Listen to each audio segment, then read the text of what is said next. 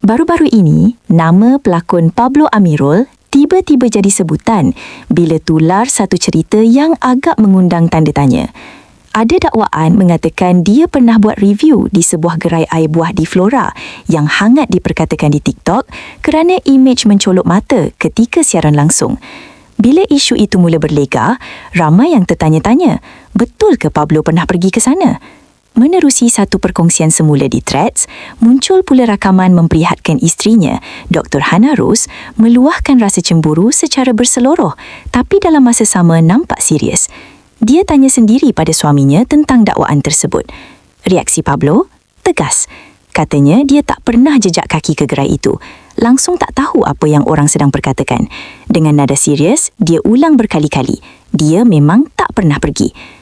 Namun sebagai isteri, perasaan curiga itu tetap ada, walaupun mungkin sekadar gurauan manja dalam sesi siaran langsung mereka.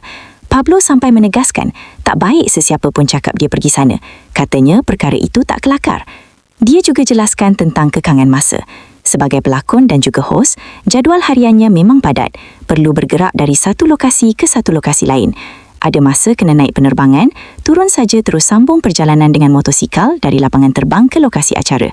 Katanya memang tak ada ruang untuk singgah-singgah ke tempat lain. Aktor yang pernah membintangi filem Polis Evo itu seolah-olah mahu membersihkan namanya daripada spekulasi yang semakin berpanjangan. Dalam masa sama, dia jelaskan bahawa semua dakwaan tersebut sebenarnya bermula daripada gurauan peminat ketika sesi siaran langsung bersama isterinya.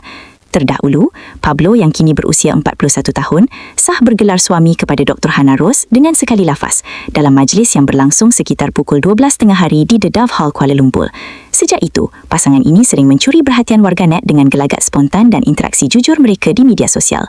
Isu kali ini mungkin nampak kecil bagi sesetengah pihak, tapi dalam rumah tangga, soal kepercayaan dan persepsi orang luar kadang-kadang boleh jadi sensitif.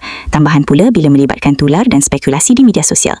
Pada pandangan anda, adakah perkara seperti ini sekadar hiburan dunia digital atau sebenarnya boleh memberi kesan besar pada hubungan suami isteri?